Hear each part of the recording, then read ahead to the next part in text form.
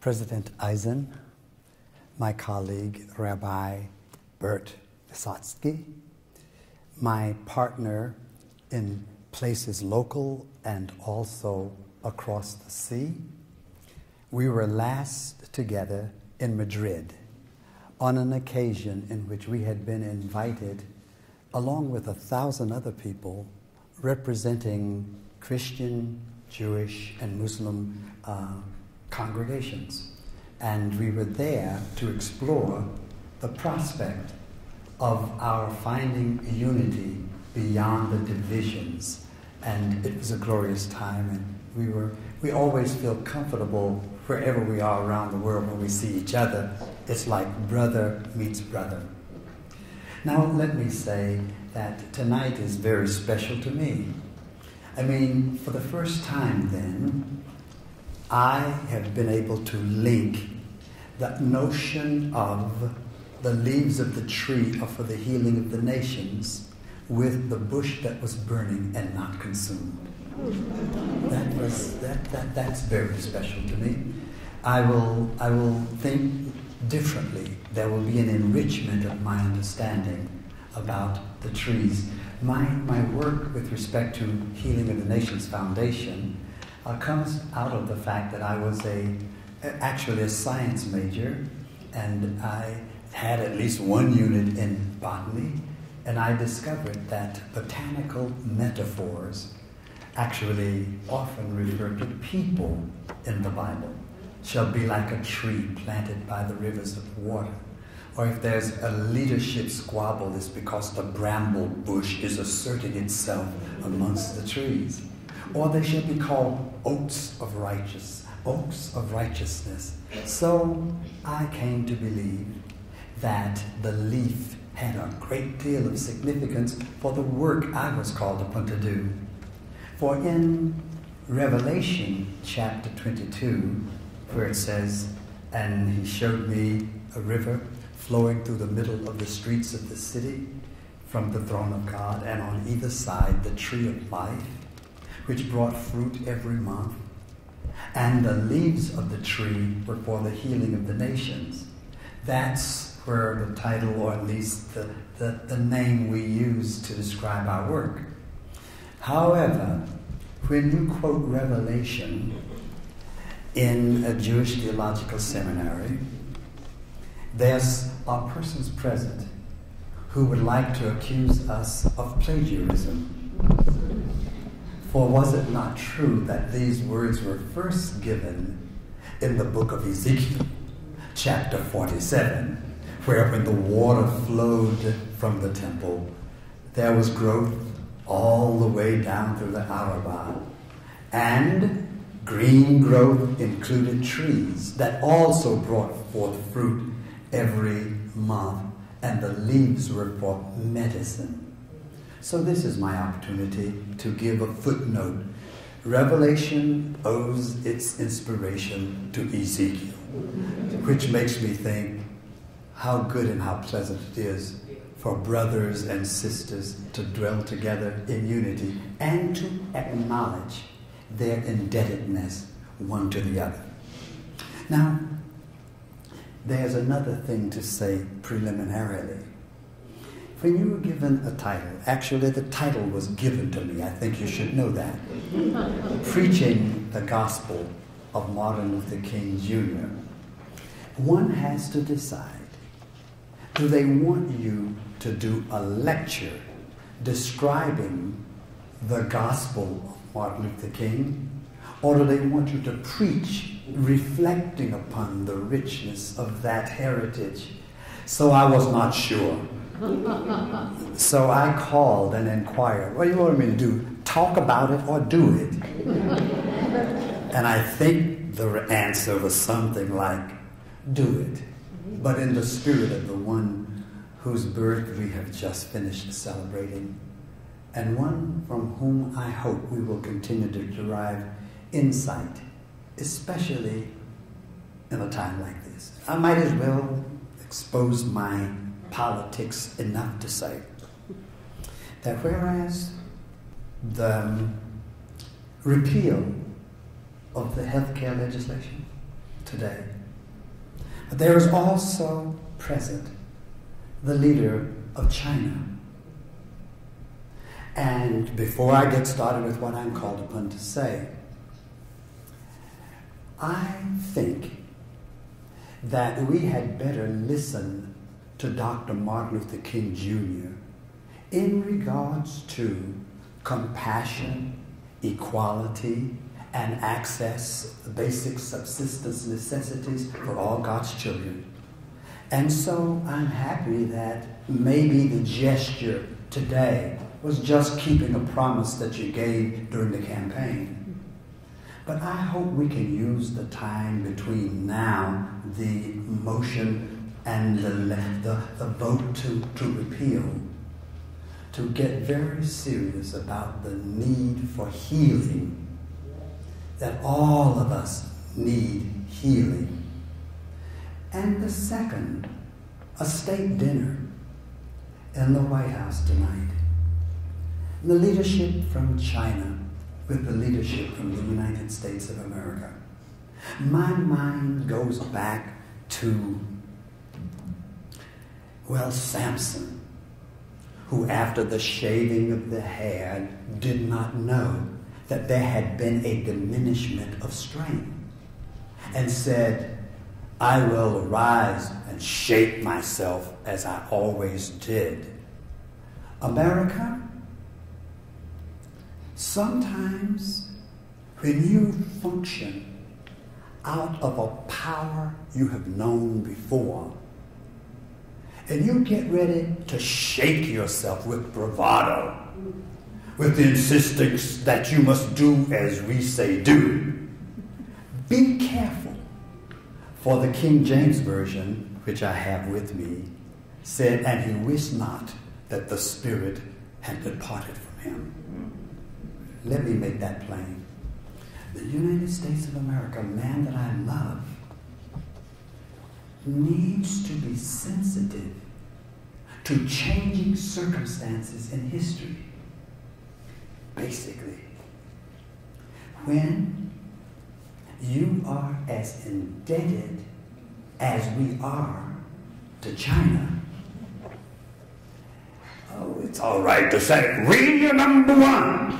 Or it's all right to say, well, we are the superpower, the only one in the developed world. But developing and developed are coming very close together.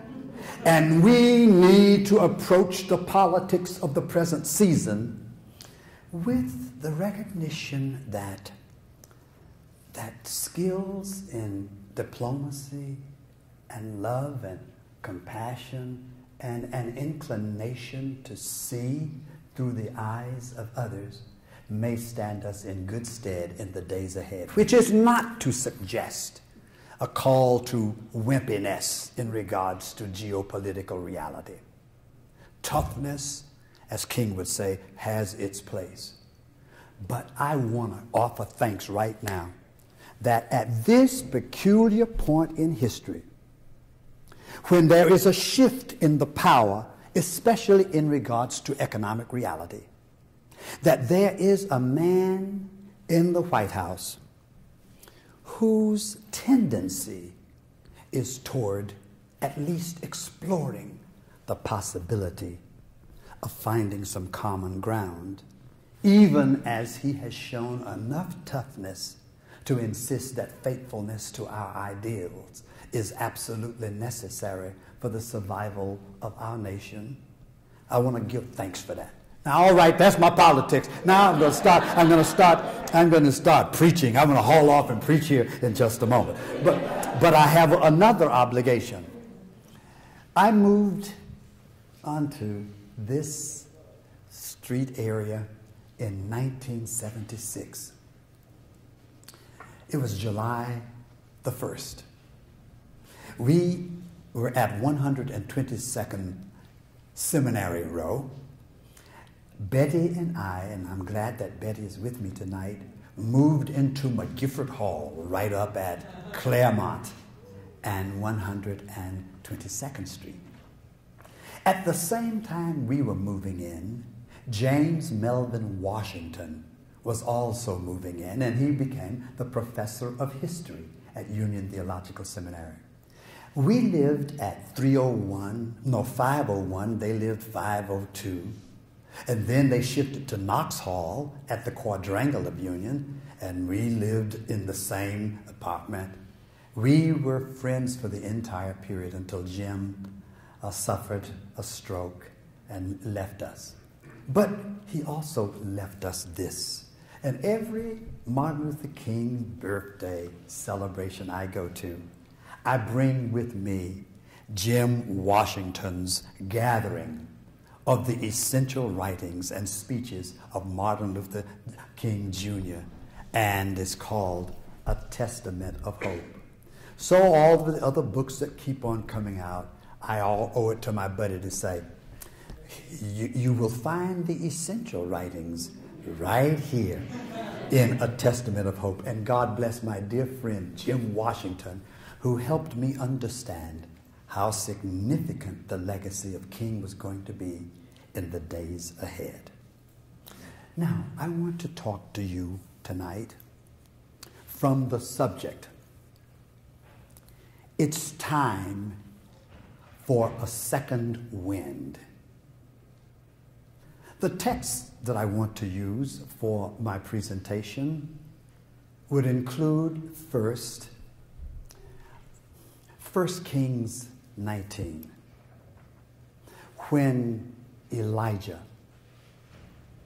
heard that Jezebel threatened, and for some reason, even though he had stood before Ahab and had declared, "There shall be no rain until we say so again," but when Jezebel, and had stood up against all of the prophets at Mount Carmel, but when she said it, it is amazing that no matter who you are, there may be a day that comes when you may not have your characteristic strength. There is a moment of vulnerability which comes. I do not know whether it was because it took a lot of stamina to stand there on Mount Carmel waiting for the fire to fall, or whether it was from the slaying of the prophets. And of course, I'm always trying to make some explanation for it. I never come up with a satisfactory one. Slew all the prophets of Baal, trying to be a kind of nonviolent person with Dr. King. In the biblical days, we always get confused a bit about that. Or was it that as they started looking for the return of the rain, and he saw a cloud the size of a man's hand, and then he ran in front of the chariot all the way to Jezreel? I think the brother was just exhausted. I think he had run out of breath. Hence, he was exceedingly vulnerable to the threats from Jezebel, and ended up under the broom tree, or my mama's Bible called it the juniper tree. And there he wished that he might die. And something interesting happened. There he is, depressed, hence he's sleeping, exhausted, and just despairs of any continued life. He is awakened by an angel. And the angel says, "Rise up and eat. There's cake and a cruse of water." And he arose, he ate and drank. But sometimes one kind of visitation is not enough to deliver you, particularly if the exhaustion is bone deep. So the angel shakes him again. "Get up. You've got work to do. The journey is too great for you without this nourishment." So in that story, I see a man who was doing his work for the Lord, but ran out of energy, ran out of breath, and through the grace of God, he received energy for a second wind. I guess there was a second phase in the ministry of Ezekiel in chapter 37 when the bones were in a valley very dry and they came together, bone to its bone, and sinew and flesh and skin. But the problem was there was no breath in them. And he was asked, after having prophesied the word and the bones came together, what shall I do now? They're together, but there is not the energy. And so Ezekiel is told, prophesy to the winds. O four winds, blow upon these slain, that they might live. There was a second phase of his ministry. I call it getting a second wind. My Islamic brothers and sisters have some stories that are very important too. So you get 1 Kings and then you get Ezekiel 37. But then there's a beautiful story that contributes to what I want to talk to you about. It is a story that says, there was a little stream that wanted to cross the desert. But each time it advanced towards the desert, it would be swallowed up by the hot desert sand. And a voice was heard to say, little stream, you can cross the desert. But the stream objected, how can I? Even at my best, I will only become a quagmire. But the voice said, the wind crosses the desert, and so can the stream. How can I cross the desert? The wind crosses because it flies. Then the voice said to the stream, give yourself to the wind. And the stream lifted itself into the waiting arms of the wind, and the wind carried it across the desert and dropped it gently as rain, and became the stream again. Notice in this story too, seems like I've picked up a ruach motif here. The wind, the breath, the spirit. That's what I think we need. In this particular time in history, we who are committed to Dr. King's dream, to the gospel of Martin Luther King Jr., we need a second wind. Let me look at some notes here to describe maybe what there was about this ministry. And when I think of Dr. King, I remember his speech at Riverside. That night when your prophet Abraham Joshua Heschel had worked with them in getting the speech together. It was going to be a most difficult speech because nobody is expected to say words of critique in the middle of a battle, especially one that you're losing. And yet there came a time when Dr. King says, I cannot be silent. And with all of those who gathered, he went over there, and in that speech about the effort to bring to a close the war in Vietnam, Dr. King mentioned the giant triplets.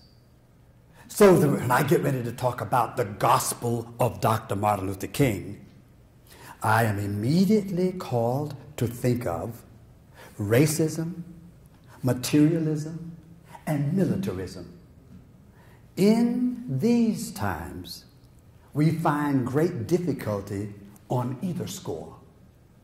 We indeed have come a long way in regards to race.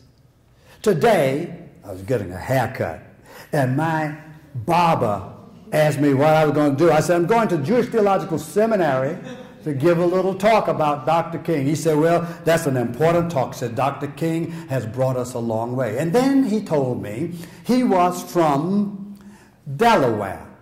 And in the old days, he described to me two things that I'll mention. He said, one night he was crossing a bridge, and because he was black, there were some white guys in a truck, saw him, and all they had passed him, they started backing back. And he ran the other way, down the bridge and around the street, and he hid under a car because he was convinced that just his walking the street meant that he was imperiled just by being black. And also said that they worked at a supermarket, and the manager of the store was unkind to them. He told me that the manager would talk to them, but if they were black, you were not allowed to look the manager in the face. You look him in the face when he's talking to you. He said, "Don't look me straight in the face." They were required to talk to him with their heads bowed. That was Delaware. Up north. Down south, and for my members who come, I'll have to tell it one more time. This actually is the anniversary time of my experience of racism. What I'm working on is to show you how far we've come. But sometimes to show you how far you've come, you may have to look back and wonder how you got over. Down in Raleigh, North Carolina, after the sit-in movement had started, and Dr. King had come to Shaw University to organize the Student Nonviolent Coordinating Committee, he then helped the students organize themselves. At A&T and Greensboro, the sit-in movement had started in '60. But now it has come to Raleigh. My brother David Forbes was the head of the student body. He led the fight to integrate the counters, because heretofore, if you were in the Woolworths 5 and dime, you wanted to buy something from the counter, you could not sit down at a counter. You had to get your sandwich or whatever at the end of the counter or at a window outside. The sit-in movement under Dr. King's leadership finally caused those barriers to fall. I remember as if yesterday, January 11th, 1961. I got my money together. I went down to the lunch counter. I'm 25 years old. Be the first time I would ever have the right to sit at that lunch counter. I went down there. I knew what I was going to buy. I was going to get myself a hot dog with mustard and relish and ketchup, and get myself a big orange sitting right there at the table. However, when I sat down, the white woman who was sitting to my right, even though her food was there before her, leaped up and ran out of the store. Oh, what a horrible moment for me. I mean, at long last. The barrier, the signal that we were somehow, as Dr. Washington used to call it, he mentioned the word pseudo-subspeciation. Isn't that some word, that within the species Homo sapien, there was a subgrouping, and that was us. But now I'm fully a man, no longer 3/5 of a person.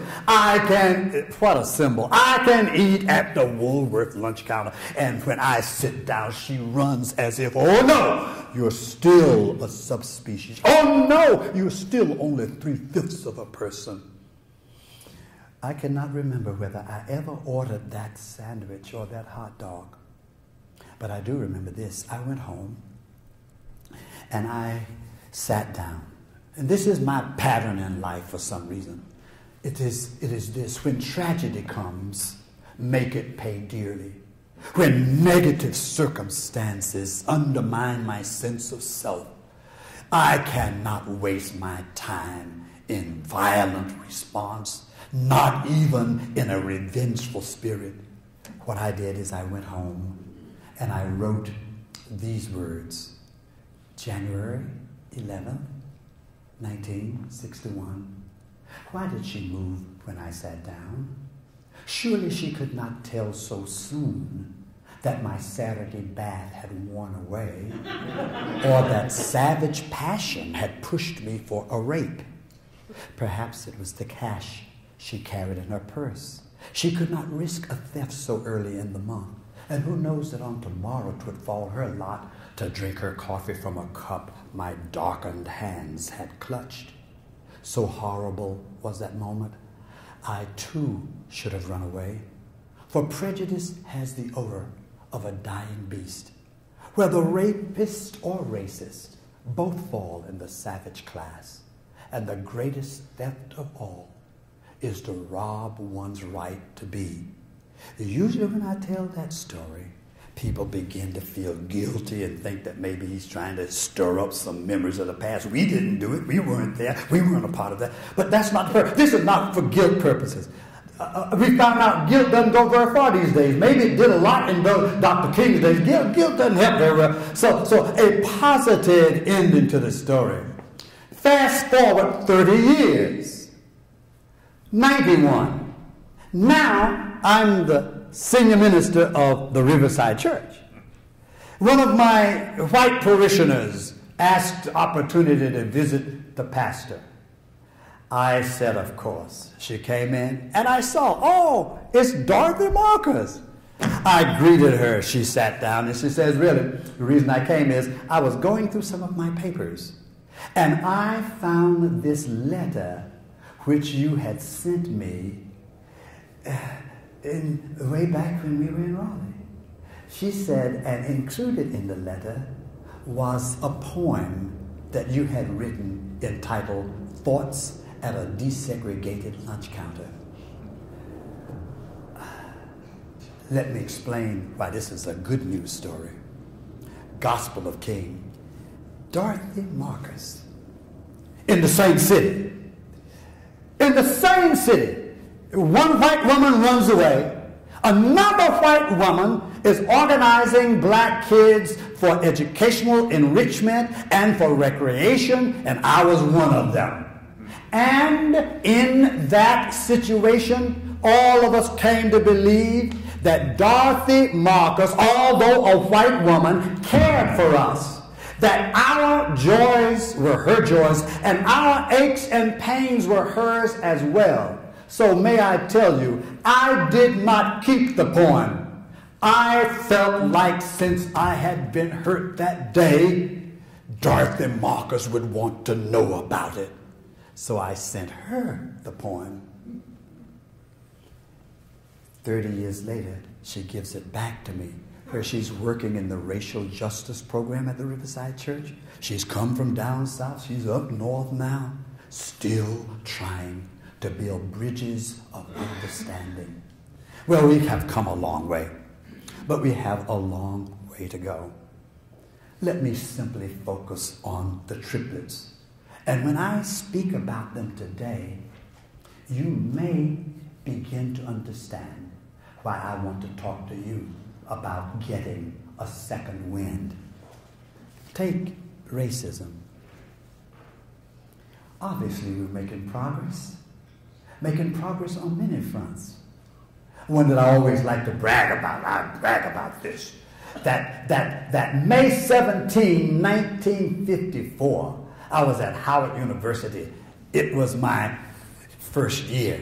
I had written my English composition, and it was entitled Some Outstanding Examples of the Work of the NAACP in Regards to Education in Recent Years. My teacher, Grant, finally says, you could narrow it down in terms of scope and length. Well, it's okay. That's not the point. I ended up that paper saying, in the light of the work that has been done by Thurgood Marshall and some of the lawyers from the Howard Law School, most any day we may hear that the Supreme Court has struck down desegregation in education. Dr. Shorts, do you believe that I turned that paper in May 17, 1954? Nobody has to remind me of that date.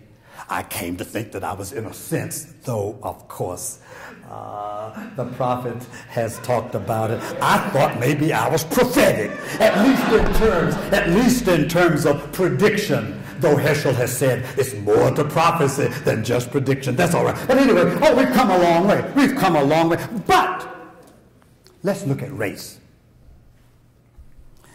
Race in America is a strange thing. After the Supreme Court decision about desegregation of schools, things began to open up, and kids began to go to school together. Would you be surprised that if I tell you that the rate of integration turned around, and now we are, in terms of education systems, augmented by geographic and neighborhood patterns, we are now backing away, and there is less integration in public schools now than a few years after the mandated getting together from the Supreme Court. More seriously than that, may I tell you that the debate is in the public air of these days as to whether or not there is a serious recurrence of the strong racist sensitivity of days gone by. I think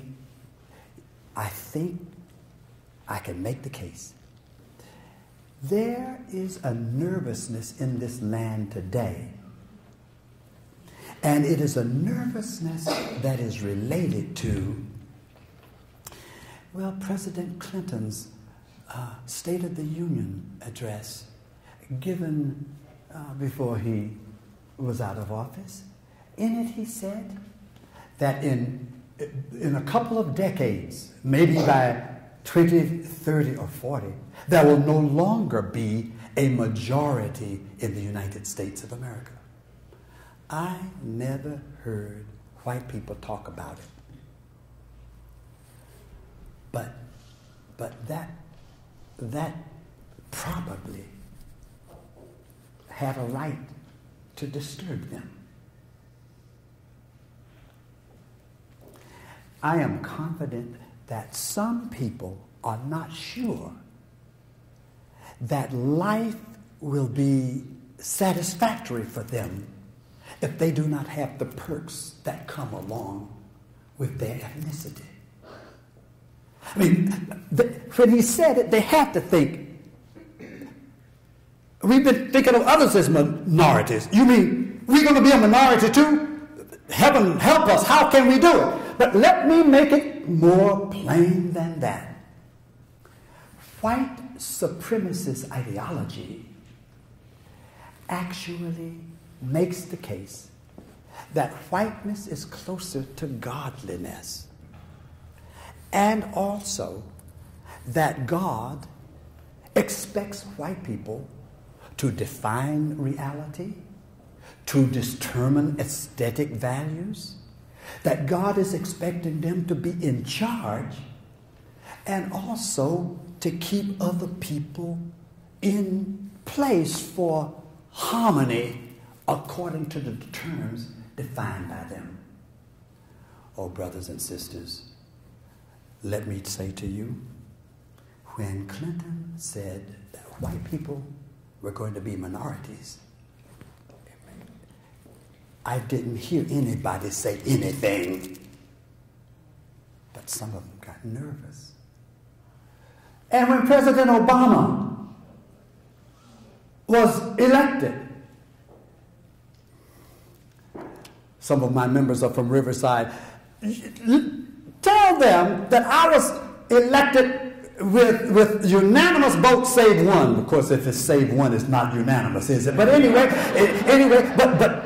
but I had the strangest feeling in 1989 when I was elected as the first African American pastor of that church, that the Monday morning after, some of the people wonder, what have we done? He really is black. He talks black. He gets loud like black preachers up here in the Fosdick pulpit. Let me explain to you, my brothers and sisters. Don't underestimate that if you have been socialized with white supremacist ideological perspectives, the President of the United States being a black man is a powerful symbol, and quite frankly,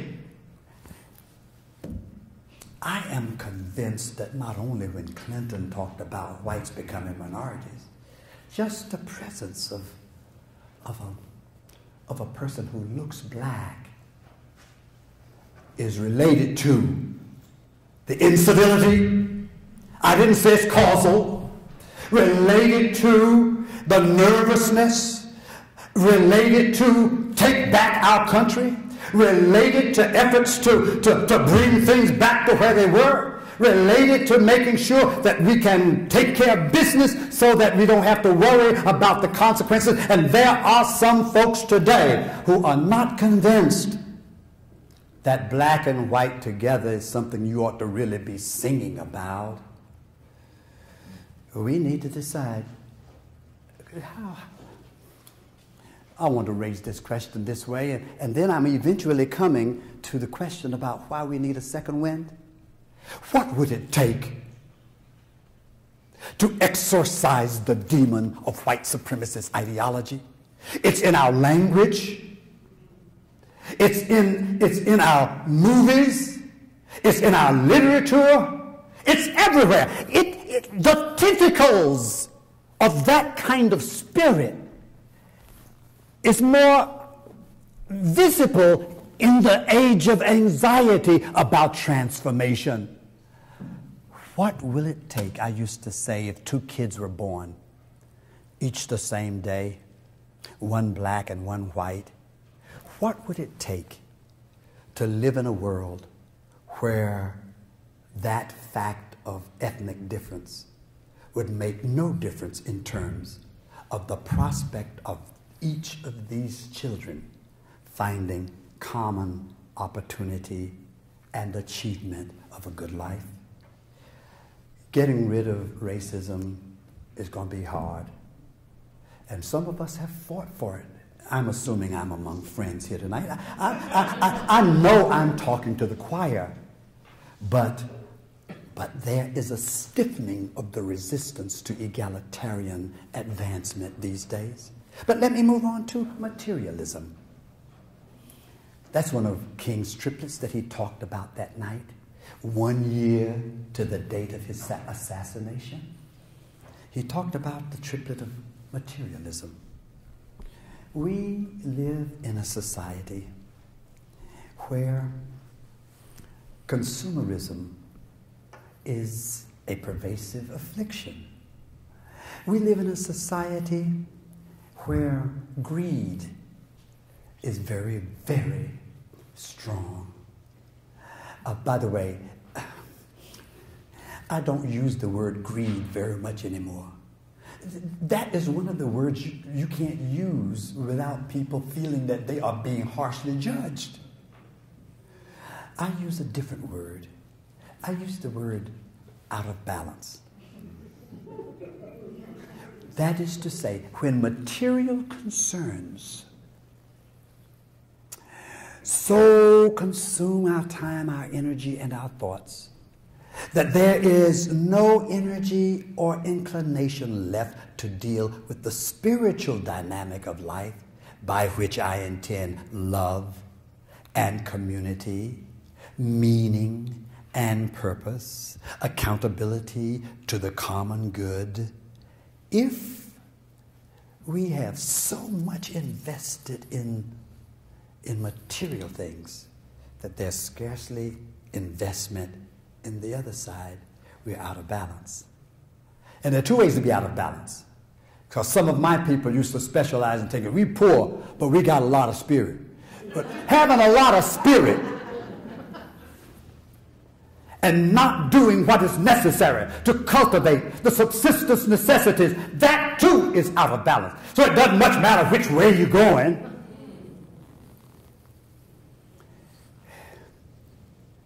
We are in, Dr. King saying, a thing-oriented world.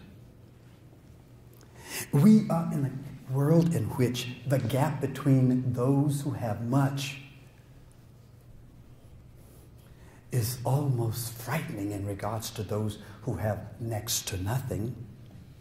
Poverty, the statistics keep coming out. CDF, Children's Defense Fund, Marion Wright Edelman, produces every year the statistics, increasing poverty in our communities.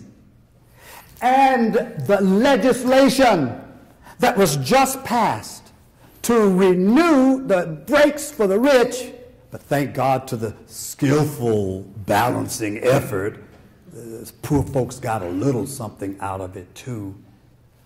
But this is a society in which, in the absence of a keen sense of a transcendent power that holds us to account, mammon rules.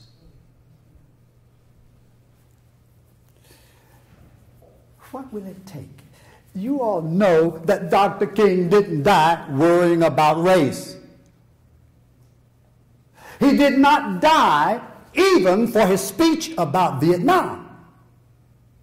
He died because he came to understand that in a culture such as ours, a capitalist society that had lost its commitment to those who were the despised few, to the vulnerable, he became convinced that there needed to be restructuring in the economy so that all God's children could have the basic necessities. And so it was while he was working on the problem of helping the sanitation workers in Memphis. But more than that, that was just a side visit. The main thing was his war on poverty in Washington.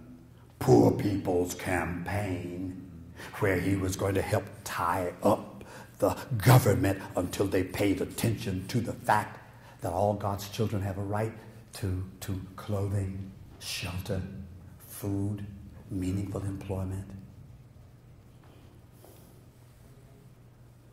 That's why he died.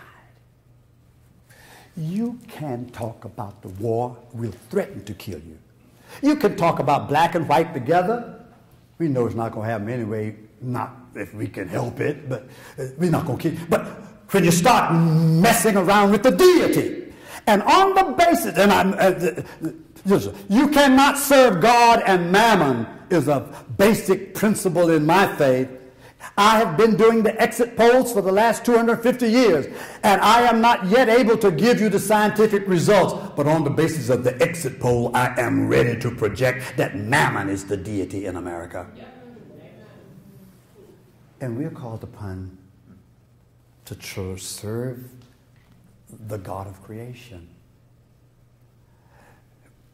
But what about militarism? I'm going to put that on the back burner here because this week is the first time in a long time that King's celebration has been linked with the issue of nonviolence. It's very interesting. Arizona. We've been overlooking. He's a man of peace. Yes, he is. I have a dream. Yeah. But Dr. King was committed to a world in which nonviolence would not only be a tactical effort sometimes, but where we considered it as a way of life.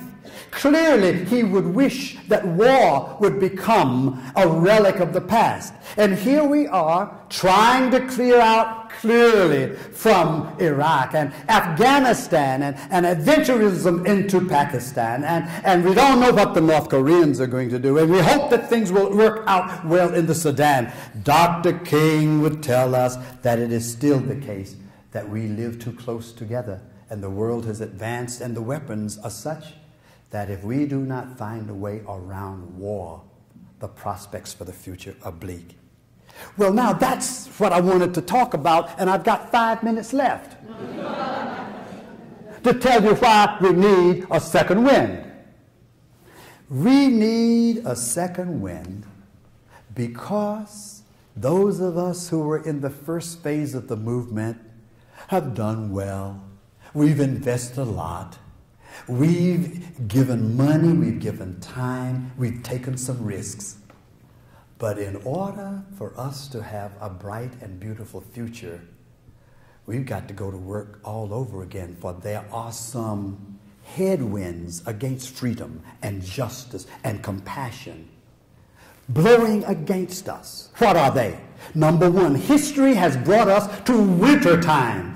In the fourth turning, where they talk about the cycle in history, or there's springtime in history, there is the summertime, there's autumn, but we are in winter time, and the chilly winds of winter are blowing against our idealism.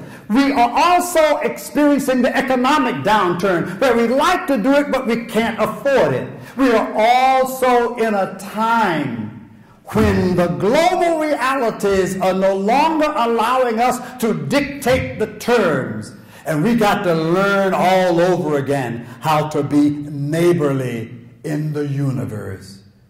That's going to take a new movement. So here, many of us have grown weary of the first phase, but it's time for a second wind. Not to worry. Doctor back there, Dr. Davis. I said, Dr. Davis, please explain to me the phenomenon of the second wind. And she gave me some insight. Let's see if I got it. That when you have been running a long time, I got started in this way back. I did my sit-in movement way back in the 60s in Wilmington, North Carolina. I was jailed 3 times, one for South Africa, another protesting about what happened in Guantanamo against the Haitians, and another about sitting in at the lunch counter. Fascinating. I went back to Wilmington where I did my first sit-in. My first sit-in was done at Sappho's restaurant. I was arrested there. And guess who the mayor of Wilmington is? Mr. Sappho. It's a fascinating situation right now. But the point that I'm trying to make, we did the best we could. But the past is not enough. We've got to recruit some human race activists anew. We've got to find people that are willing to commit themselves to an egalitarian agenda, who are willing to make sure that all God's children have that which is basic. People who are willing to develop the capacity for diplomacy, so we do not have to exhaust all of our resources in the military-industrial complex. Well, Doctor, you said that when you've been running, in the black church, we embodied these things a lot. It's kind of get dramatic. Dr. King talks about dramatizing what he's talking about. When you've been running a long time and you feel like you've hit the wall, they've learned don't stop then, because several things can happen. Number one, if you run out, it means that you've used up all of your carbohydrates. Is that the way it goes? And of course, if you use up all your hydrates, temporarily lactic acid can come in and give you sort of a little breeze and a little relief. But if you go long, the lactic acid turns against the process. And furthermore, if you keep on going, if you can put one more step out there, one more foot, something happens. That the body, how wonderful and fearfully made we are, 139 says, the body actually shifts your metabolism from using the energy of the exhausted carbohydrates and the alien lactic acid, and all of a sudden the fat metabolism kicks in. I was talking Saturday in Houston to a guy who was in the marathon. He said he said his body went on strike, but he discovered that because the trainer says that's the point to keep on, he said all of a sudden he felt the kicking in of the alternative energy source, and the end of the race was more effortless than the first part. Oh, brothers and sisters, I think we need a second wind. But I gather you don't get it until you've given all you can in your first mode. And so I encourage each of you tonight, as we come to the end of the week of the celebration of the birthday of Dr. King, that you consider what you can do to help fulfill the unfinished agenda for which Dr. King gave his life. Just find something to do. If it's only in terms of race, white folks and black folks speak to each other. It's a funny thing. Black folks speak to each other and then bypass white folks. And white folks bypass black. Let's just get up in the morning, if it's not too frightening, and just say good morning. Just learn to, and during Black History Month, at the office, go out to lunch with somebody of a different ethnicity, and have a dinner together, and go to the show. Betty wishes me to say, come to her concert. You go to a black concert, or go to opera together.